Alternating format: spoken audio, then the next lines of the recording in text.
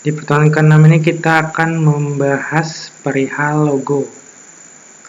Di materi sebelumnya kita sudah bahas tentang tipografi, desain sistem.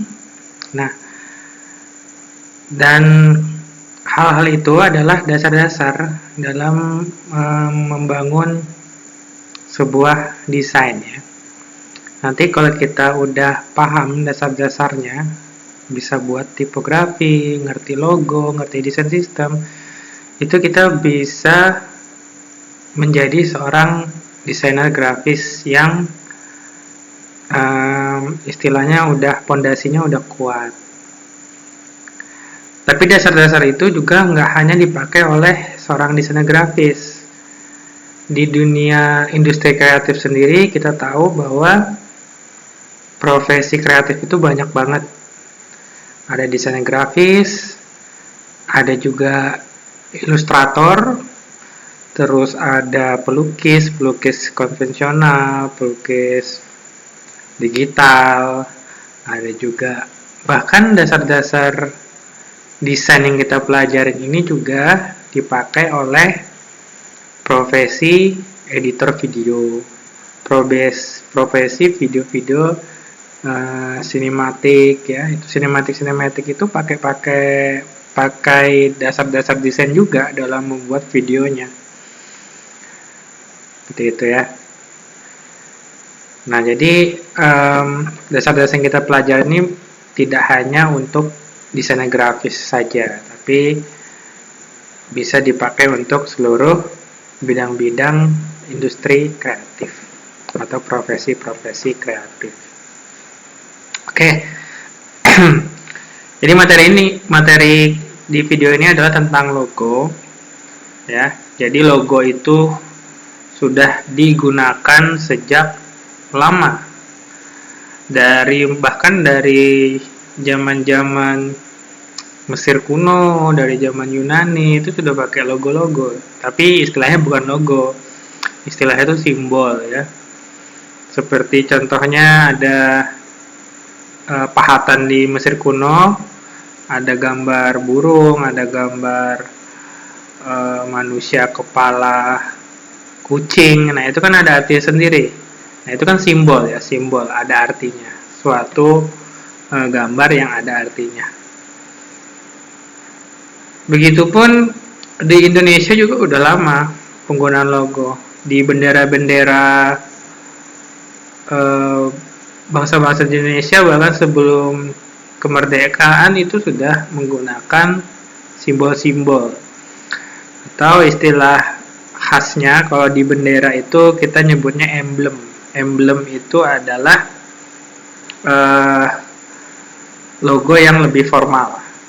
Kalau istilah logo itu di sekarang ini istilah logo itu lebih ke arah bisnis ya, industri.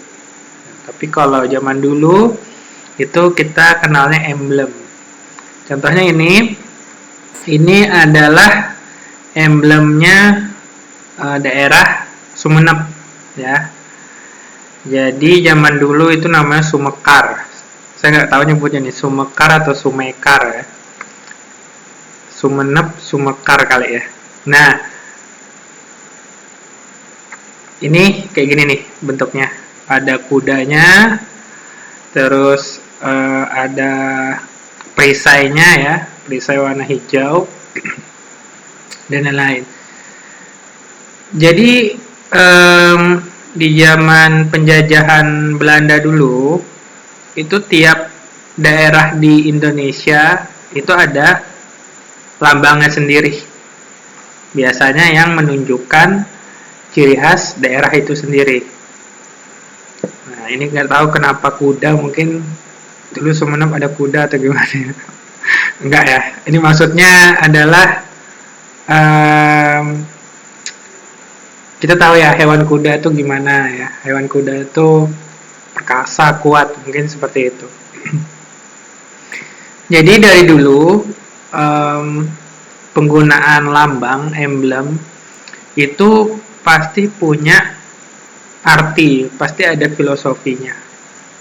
Mulai dari elemen yang digunakan, ada elemen kuda, ada elemen perisai.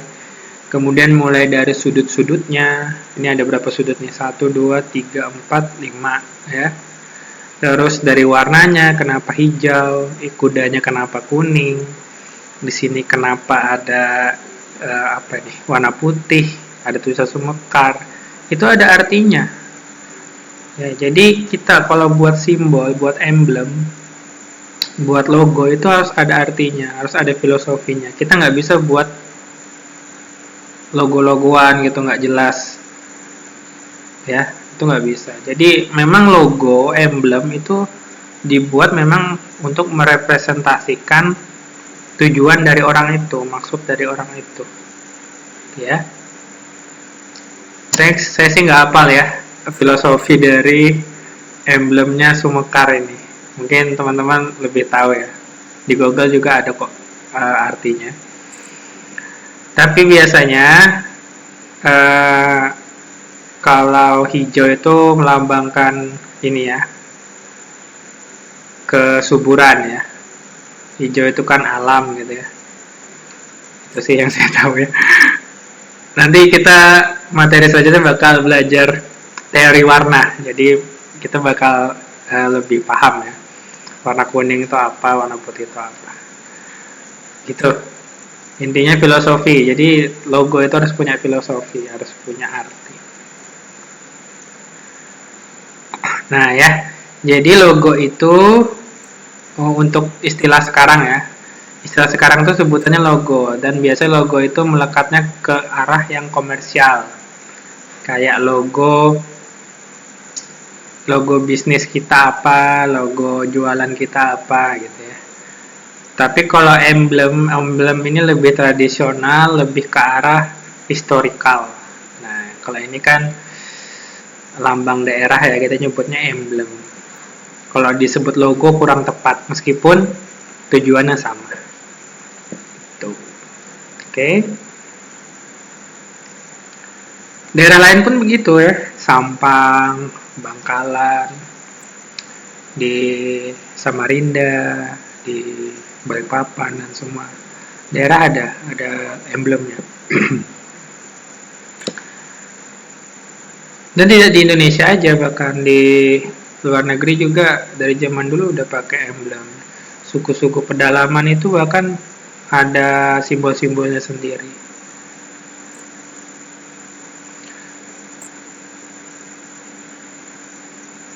Gitu. Oke. Nah, terus kita sudah mulai sekarang kita nyebutnya logo ya. Logo karena kita ngarahnya ke arah komersial. Nah, jadi di sini kalian bisa lihat ya, ada logo Nike. Pasti tahu ya, Nike ini brand apa. Yang belum tahu, Nike ini adalah brand olahraga, sport ya. Brand sport. Nah, jadi si Nike ini ketika membuat logo, ini logonya Nike ya. Ketika membuat logo itu dia nggak ngasal ada tulisan Nike centang, sudah nggak ya. Jadi Nike ini ketika membuat logo itu dia nyerahkan ke ahlinya. Jadi di luar negeri itu ada profesi khusus dalam membuat logo, itu ada profesinya sendiri. Seperti yang saya bilang di materi sebelumnya, tiap hal di desain itu ada profesi sendiri ya. Seperti profesi buat huruf itu ada profesi sendiri. Namanya profesi tipografer kalau nggak salah. Nah, buat logo juga ada profesi sendiri, desainer logo gitu. Jadi waktu Nike mau buat logo itu diserahkan ke seorang desainer logo. Nah, sebagai desainer logo itu dia harus tahu yang didesain itu brandnya apa, brandnya tentang apa, tujuannya apa, motivasi brandnya itu tentang apa, ya. Nah, Jadi si desainer logo itu harus tahu Nike ini brand apa. Ternyata Nike ini brand olahraga. Kalau brand olahraga itu apa tujuannya? Yang mau dilihatkan dari brandnya itu apa? Jadi Nike ini brand olahraga yang ingin memperlihatkan kekuatan, semangat gitu ya. Jadinya kalau ingin memperlihatkan kuat ya, kekuatan, energi, itu akhirnya dipilih font yang tebal. Nah ini kan font Nike-nya tulisannya tebal. Tebal itu maksudnya semangat, kuat. Ini font yang dipakai oleh Nike ini nama fontnya adalah Futura. Kalian bisa searching sendiri di Google, font Futura. Font Futura itu nanti bakal tersedia berbagai macam jenis. Ada yang tebal, ada yang miring, ada yang biasa. Yang dipakai Nike ini adalah Futura yang tebal. Nah, kenapa desainernya milih yang tebal? Supaya menunjukkan bahwa brand ini adalah brand yang penuh dengan semangat, penuh dengan kekuatan. Nike gitu ya. Itu ya, jadi tebal huruf, tipis huruf itu ada artinya juga. Kita nggak bisa ngasal. Jadi semua tuh ada filosofinya sendiri. Nah itu yang dibilang ribet ya kalau desain logo itu. Tapi paling ribet lagi meyakinkan klien ya. Kita nanti udah desain filosofi macam-macam, kliennya malah nggak suka, itu kan sama aja. Oke. Nah, makanya kalau mendesain itu, jadi desain grafis itu harus mendengarkan apa kata klien. Dan kita juga harus pintar meyakinkan ke kliennya kalau desain kita tuh ada artinya loh gitu ya. Tapi kalau kliennya nggak suka ya udah diikutin aja ya. Oke. Nah, di sini bisa dilihat ya, kalau logo Nike ini sebenarnya ada dua logo. Jadi istilah yang di atas ini saya gambar aja ya. Nah, aduh ketebalan.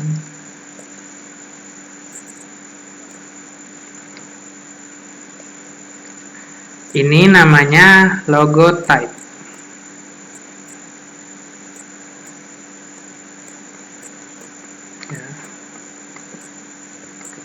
Atau istilah lainnya tuh wordmark.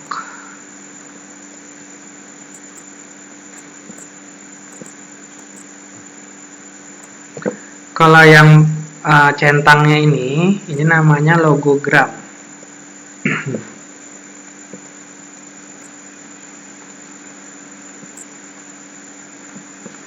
Logogram, gitu ya.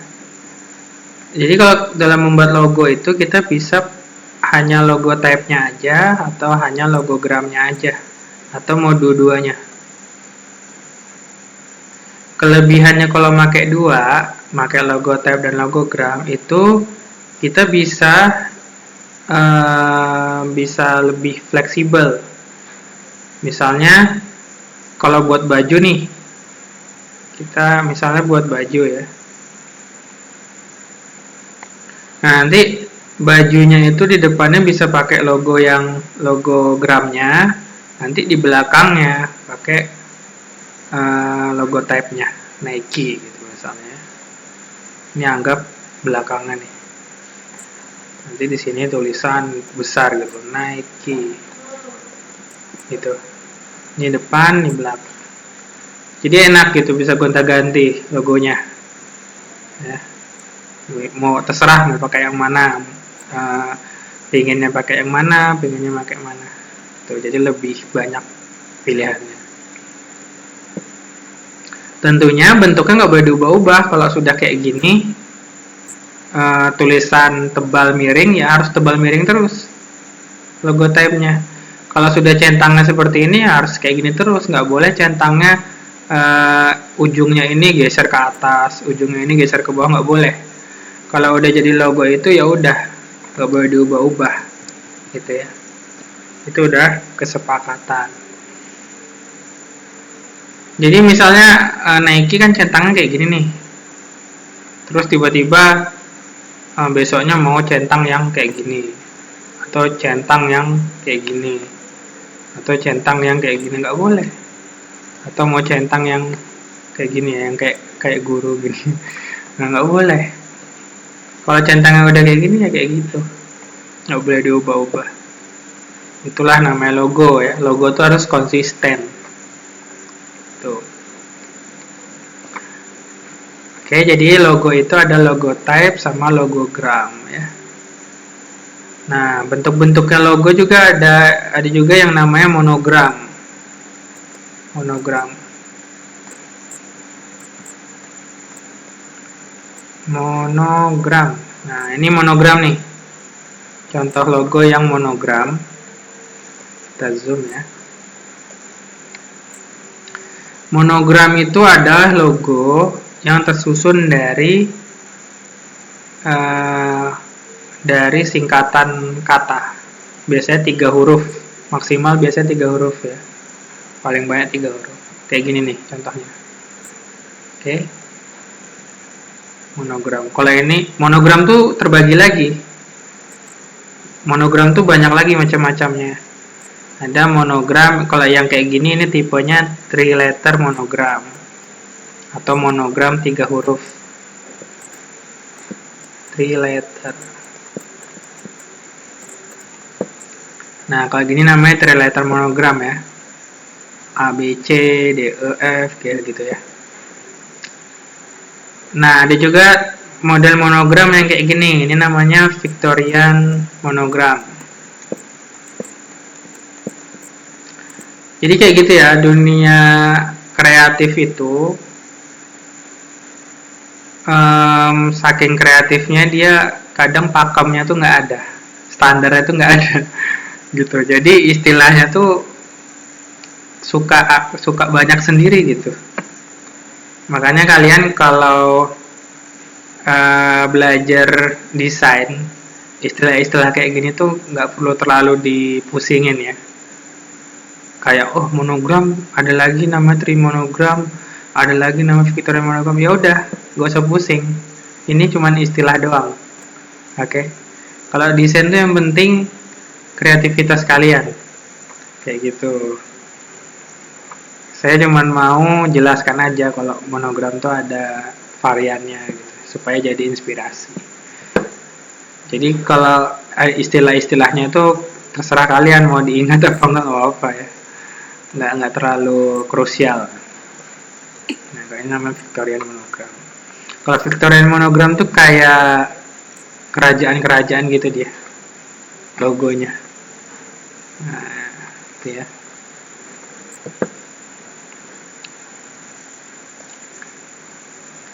Contoh monogram itu logonya nih. Ini banyak logo-logo di sini.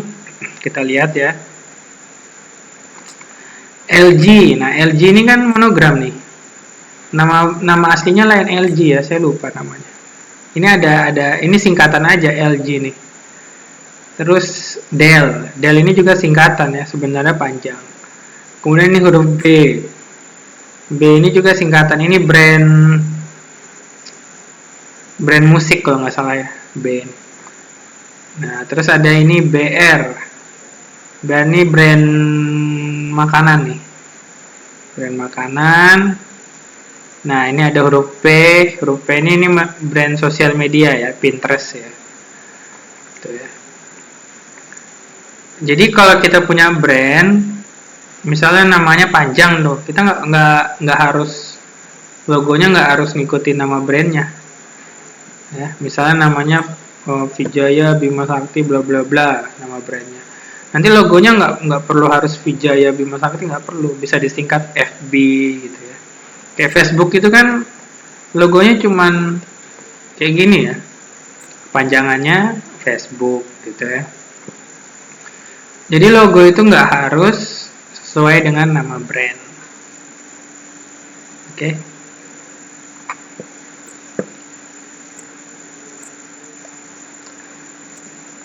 Nah, terus juga biasanya orang kalau buat logo itu dia memasukkan semacam hidden message ya, atau pesan rahasia. Nah, ini kalau kalian buat logo, kalau bisa pakai hidden message supaya orang itu ketika lihat logo itu secara tidak sadar terbrainwash ya, otaknya dicuci gitu. Itu candaan aja ya, gak tahu beneran ngaruh apa enggak ya. Nah, contohnya logo FedEx nih, kita di sini bisa lihat ini namanya logo FedEx. Logo FedEx ini adalah brand kurir, brand pengiriman gitu. Coba kalian cari tahu di mana pesan rahasianya dalam logo FedEx. 10 detik ya.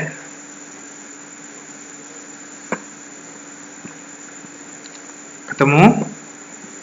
Ya. Jadi pesan rahasianya tuh adalah di sini nih. Kalian bisa lihat ini. Di sini ada panah. Nah, ya. Di antara huruf E sama X-nya ada panah. Jadi ada artinya panah di sini. Jadi si brand FedEx ini, si brand pengiriman ini, dia ingin menunjukkan kalau jasanya dia ini bisa mengirimkan barang dengan tepat dan cepat gitu. Makanya ada lambang panahnya gitu ya. Nah, ini ada istilahnya lagi ya. Balik lagi ke dunia kreatif ya. Dunia kreatif itu terlalu banyak istilah. Ya, ini istilahnya namanya penggunaan negative space atau penggunaan ruang kosong. Negative space ya, kayak gini tulisannya, negative space atau ruang negatif atau ruang kosong. Jadi kan di antara E sama X ini ada ruang kosong ya. Nah, mereka si pembuat logonya dipakai untuk menggambarkan gambar panah. Kreatif ya. Makanya bayaran buat logo tuh kadang mahal. Karena mikirnya keras. Mikir buat logonya tuh harus kreatif. Nah, ini belum tentu si yang punya brand tahu ya. Kalau di sini ada panahnya gitu. Makanya jadi ini bisa jadi nilai jual untuk desainer logonya. Ketika presentasi, jadi kalau kita desain logo itu kan, kalau logonya udah jadi kita harus presentasi ke klien ya. Ini logo yang saya buat, Bapak Ibu gitu. Di logo ini saya menyelipkan lambang panah yang artinya bla bla bla. Itu kan pasti kliennya takjub ya. Kliennya, wih kreatif sekali gitu ya. Nah, ini yang bisa jadi nilai jual ketika kita desain logo, yaitu negative space. Untuk negative space yang lain, misalnya nih ada brand yang namanya Tostito. Nah, ini brand ini brand makanan ya di luar negeri ya. Brand semacam makanan Meksiko gitu, chip ya, semacam makanan chip. Di sini ada pesan rahasianya juga. Pesan rahasianya itu ada di huruf TIT-nya ini, TIT. Yaitu di sini bisa dilihat ini adalah orang yang sedang memegang chip, sedang megang makanan. Di sini ada 2 orang. Ini orang pertama, ini orang kedua lagi megang makanannya ya, makanan dari brand ini sendiri. Terus ini mejanya, gitu. Tuh ya. Jadi kalau buat logo itu harus kreatif ya. Terus LG, nah LG ini Kalau LG ini ada pesan rahasia juga ya. Kalian perhatikan ini. Ini ketika huruf L ini kan ini huruf G ya. Huruf G sama huruf L ya. Yang menyerupain gambar wajah ya, gambar wajah dengan mata satu. Tetapi ketika huruf L-nya naik, naik ke atas huruf L-nya, nanti bakal membentuk seperti ini. Ini kan G ya. Nah, ketika huruf L-nya naik, nanti dia jadinya kayak gini. Nah, ya orang lagi apa?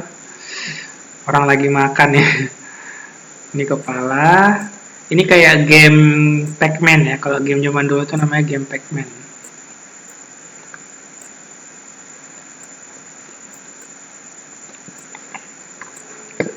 Tapi ini masih konspirasi, nggak tahu benar apa enggak ya. Mungkin disambung-sambungin aja, padahal pihak LG-nya juga nggak gitu deh perasaan gitu ya. Hanya konspirasi. Banyak masih. Nah, ini contohnya Cikila. Nah, ini kan ada kepala ayam. Banyak ya.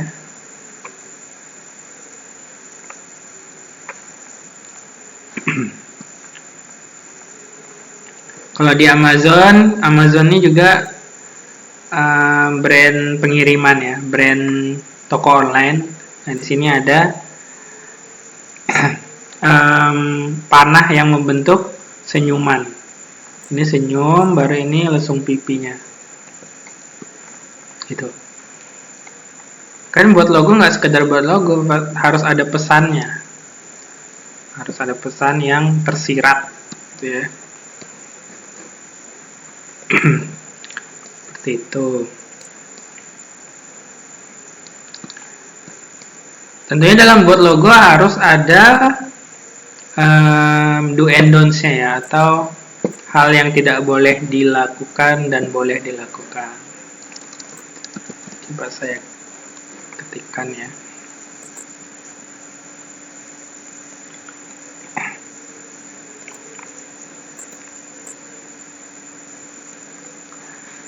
Nah, di layar kalian ini adalah logo-logo yang pernah saya buat. Ya.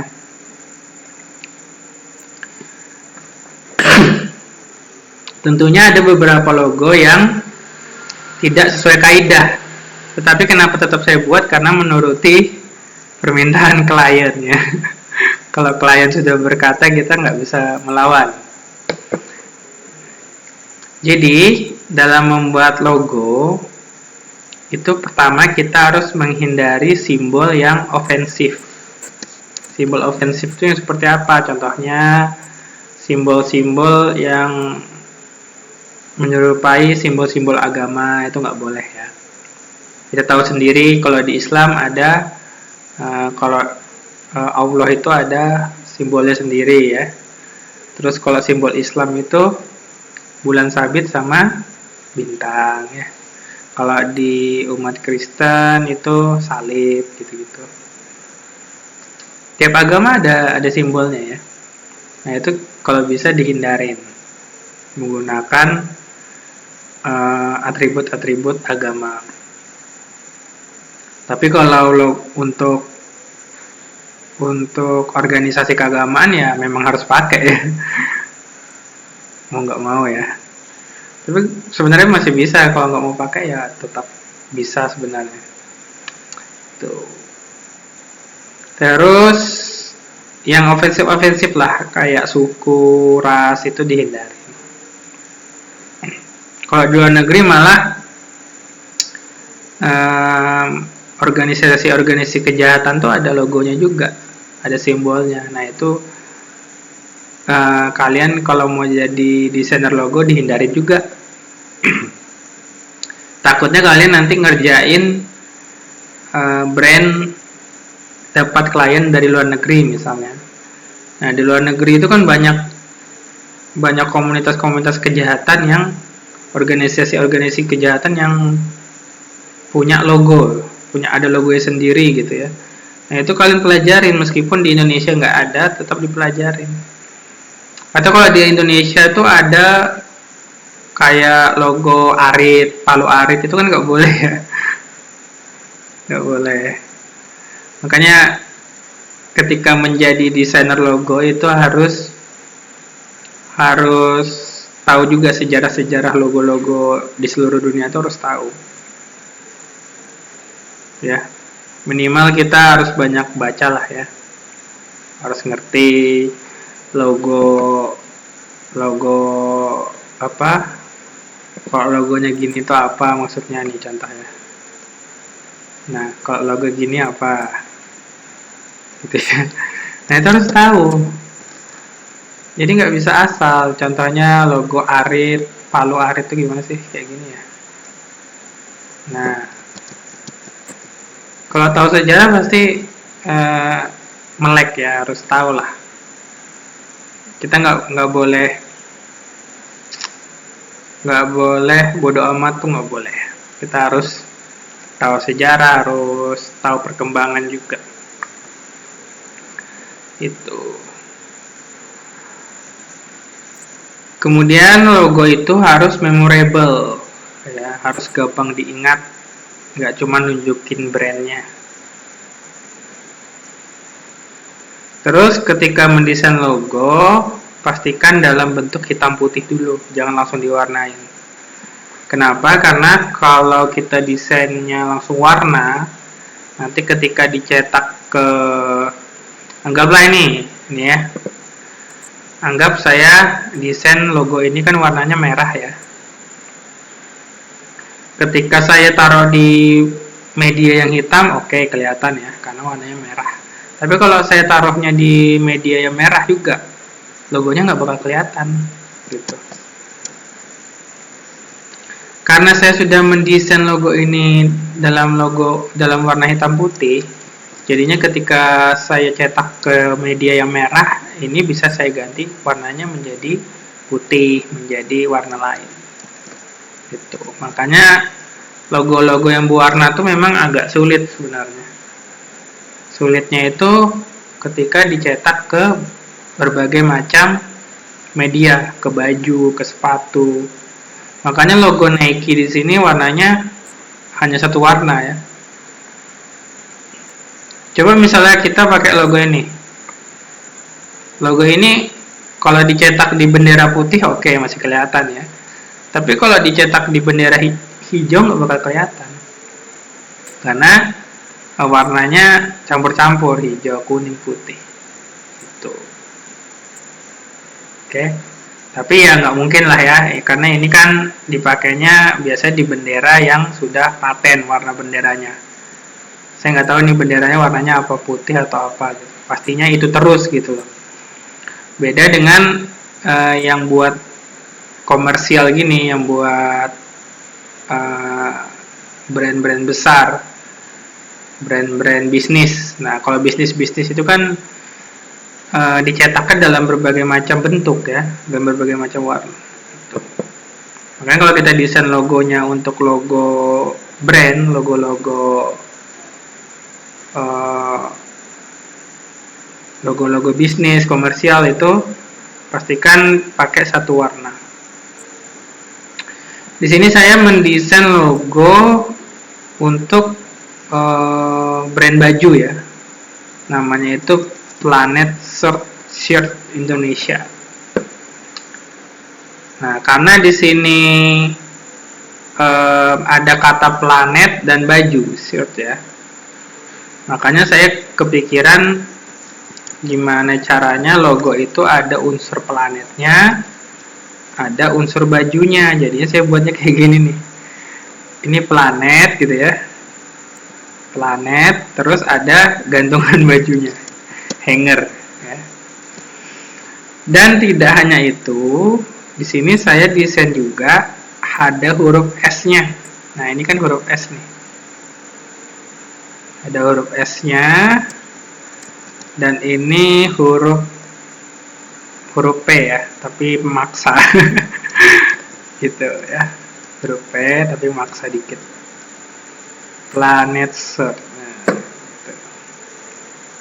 gitu kok desain logo ya harus dikreatifin gitu. supaya nanti kalau kita presentasi ke kliennya nggak kepikiran gitu, keren juga gitu ya, kreatif banget. Nah, kalau gini, ini nggak bisa dijadikan logo. Ini karya saya juga ya. Kenapa nggak bisa dijadikan logo? Karena kalau cetak kecil, kita cetak kecil, ketika dilihat dari jauh kayak gini, nah itu nggak bakal kelihatan kayak logo ya, susah.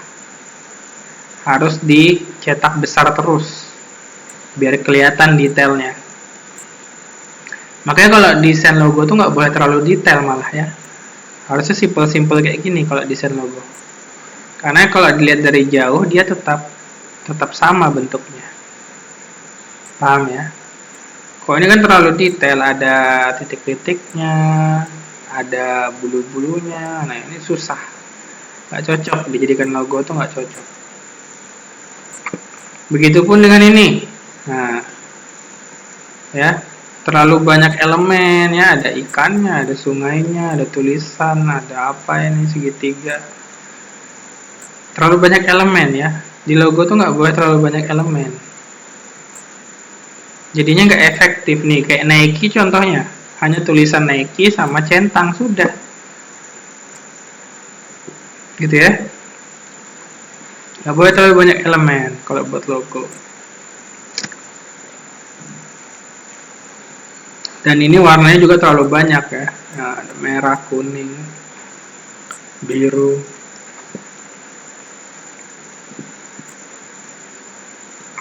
Seperti itu. Terus dalam mendesain itu harus vektor, filenya harus vektor ya. Kita kan tahu ya kalau desain file itu, kalau desain digital, desain komputer, itu kan nanti saat menyimpan filenya itu ada pilihannya ya. Umumnya tuh ada JPG dan PNG, ya kan? Nah, pastikan kalau nyimpan file logo itu pakai yang PNG. Karena PNG ini dia mensupport file-file yang mau disimpan dalam bentuk detail. Beda JPG. JPG ini dia dikompres filenya. Jadi ketika kita perbesar itu kadang pecah. Makanya kalau nyimpan file desain logo itu pakai PNG. Terus desainnya harus pakai aplikasi vektor. Aplikasi vektor itu apa aja? Contohnya kayak CorelDRAW, terus ada Adobe Illustrator, ada Inkscape. Nah, itu contoh-contoh aplikasi vektor. Oke. Kalau di Canva sendiri kayaknya belum bisa vektor ya. Tapi nanti kita bakal coba di aplikasi lain, aplikasi vektor. Dan juga di Canva kita bakal coba buat logo juga, meskipun saya nggak nyaranin membuat logo di Canva. Oke.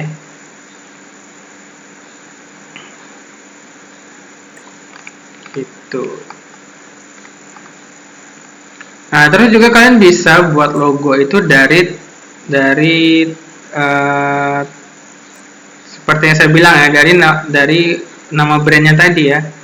Contohnya misalnya nama brandnya tuh gajah nih, kalian tinggal kasih hidung, kasih kaki, kasih ekor untuk, tapi tulisan gajahnya masih ada, kayak gitu ya. Atau contoh brandnya itu lebah ya, lebah tuh bahasa Inggrisnya bee, kayak gini. Nah, ini bisa kalian kreativitasin, bisa dikreatifkan dikit ya. Bee. Nah, gimana caranya membentuk gambar lebah gitu ya. Mungkin di sini kita B-nya kita jadikan sayap gitu kali, kayak gini. Terus E-nya kita jadikan kepalanya yang atas. Gimana sih? Dan ini E-nya lagi jadikan kayak gini. Nah, gitu ya. Gitu, gampang. Tinggal di kreativitasin aja. Atau misal kalian mau desain apa? Desain rumah. Misalnya brand rumah ya. Contohnya ada brand namanya brandnya itu House. Brand House gitu. Ya kalian tinggal bentuk aja tuh huruf house-nya jadi rumah, gimana caranya. House, O-nya jadi pintu, U-nya jadi pintu ya. How, ini H, O, U, S-nya di mana nih? S-nya mungkin di mana ya? E aja deh dulu, E-nya di sini, E-nya house. Nah, mungkin S-nya di bawah sini. Gitu. Ini nggak rapi ya, karena kita ibaratnya masih gambar sketsa. Nanti kalau mau ngerapiinnya, tinggal pakai aplikasi vektor yang saya bilang tadi. Gitu. Tapi di Canva nggak bisa ya, ngubah sketsa jadi vektor. Oke? Atau ular ya. Anggaplah ada brand namanya tuh Snake.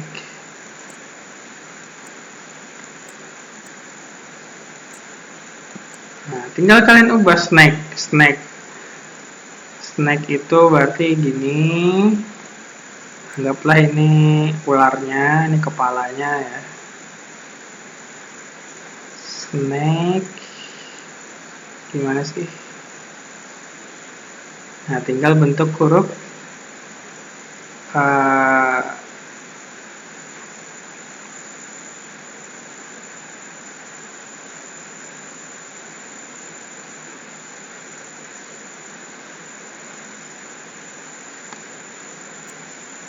tinggal bentuk huruf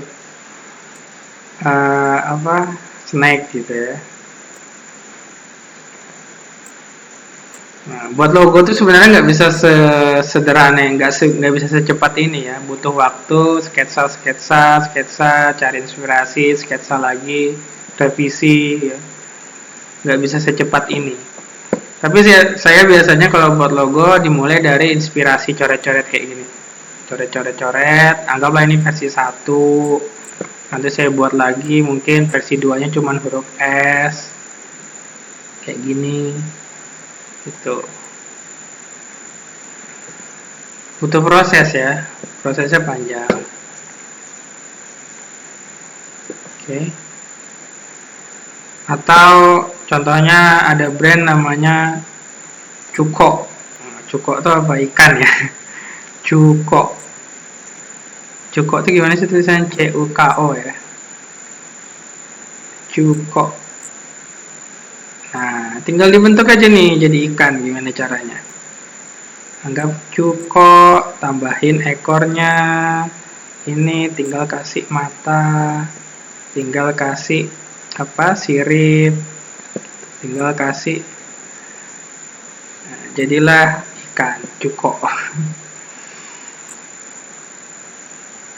Tuh, buat logo tuh seru kok. Apalagi kalau dibayar ya.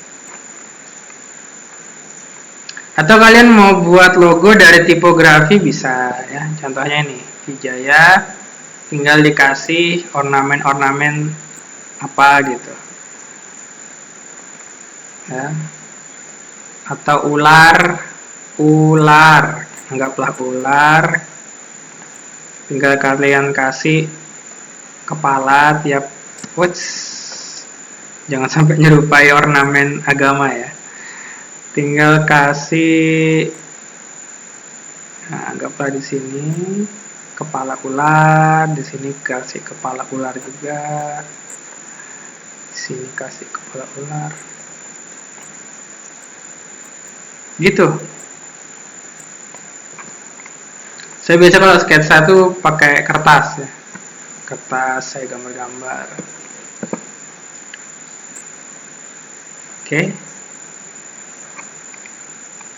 Nah, coba kita buat logo pakai Canva deh. Tapi dengan catatan tidak saya sarankan ya. Kita sediakan file baru. Nah, di sini ada logo. Kita klik. Caranya Canva ngebantu kita buat logo itu dengan cara dia sudah menyediakan logo yang ada. Jadi kita tinggal ganti tulisannya, tinggal ganti elemennya. Kita nggak bisa buat dari nol kalau di Canva. Itu kekurangannya Canva ya. Tapi di sisi lain juga menguntungkan kalau mau cepat. Nah, dia sudah menyediakan logo yang udah jadi kayak gini. Nah, nanti tinggal kita pilih aja. Nah, ini bagus nih, cuman berbayar ya. Henrietta. Nah, ini contoh logo monogram dia. Monogram itu logo yang terdiri dari singkatan hurufnya. Nah, kayak gini, JS ya. Nah, atau MD.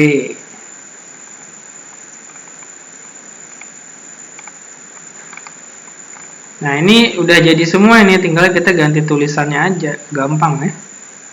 Contoh, coba kita pakai yang ini. Kalau vektor itu kan dari nol, kita sketsa yang tadi kita buat itu kita ikutin satu persatu tuh gambarnya. Tapi kalau Canva tinggal pilih, tinggal ganti nama ya. Contoh di sini saya pakai ini, Risol Mayo. Nah, coba kita ganti dengan nama brand kita, misalnya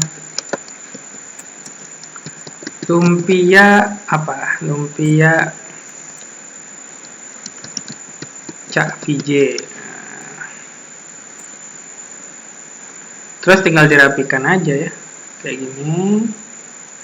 Kalau kebesaran bisa dikecilkan di ukuran fontnya, kita kecilkan. Pastikan nama brandnya tuh harus besar, Cak VJ-nya harus besar, berarti. Terus nama makanannya ya kecil ya. Karena nggak terlalu penting, orang nggak terlalu penting tahu ini lumpianya tuh nggak terlalu penting.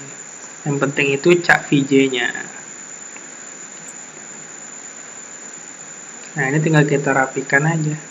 Enak ya pakai Canva ya. Nggak perlu sketsa udah jadi. Nah, sudah. Lumpia Cak VJ. Tapi ini terlalu banyak detail ya, kayak ini bawang-bawangnya kalau dicetak di ukuran kecil pasti nggak bakal kelihatan ya. Mau nggak mau harus cetak backgroundnya juga. Atau coba kita pakai yang lain.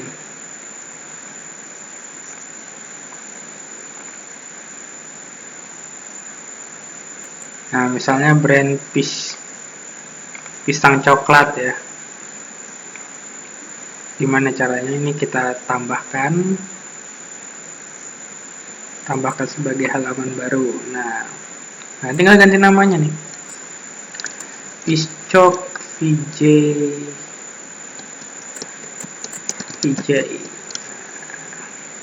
Tinggal ganti motonya.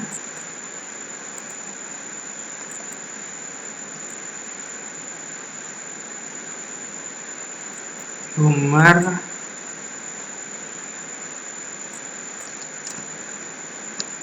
crispy.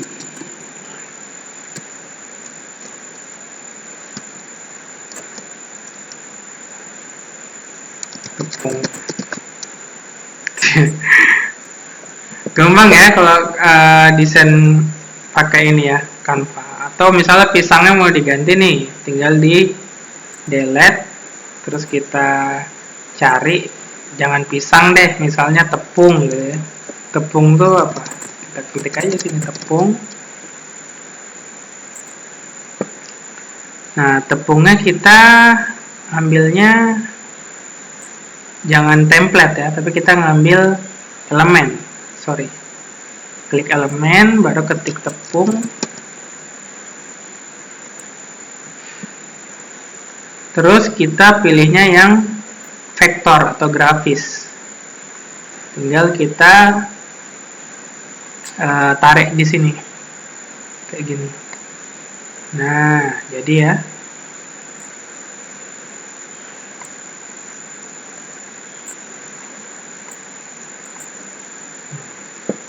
Tentunya harus dirapikan lagi lah, ya, dirapikan.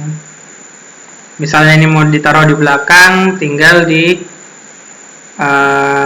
lapisan, pilih lapisan, baru mundur selapis. Masih nggak mundur, lagi lapisan, mundur selapis, masih nggak mundur terus. Atau bisa pakai shortcut, Ctrl kurung siku. Nah, ini udah di belakang ya.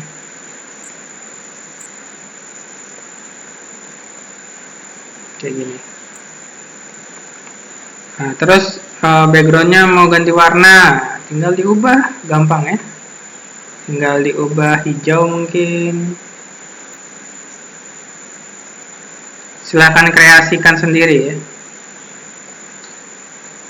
Nanti kalau udah, tinggal dibagikan, terus diunduh.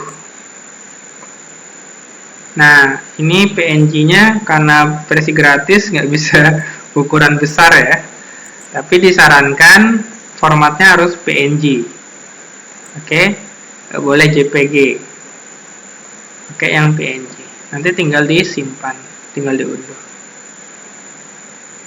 Wah, ini kecetak juga yang atas ya. Tadi lupa kita hapus. Nanti kalau udah jadi, ini berarti terdownloadnya 2 nih. Ini dan ini. Oke. Seperti itu, sekian tutorial dan juga materi tentang logo. Kurang lebih saya mohon maaf. Wabillahi taufiq wal hidayah. Assalamualaikum warahmatullahi wabarakatuh.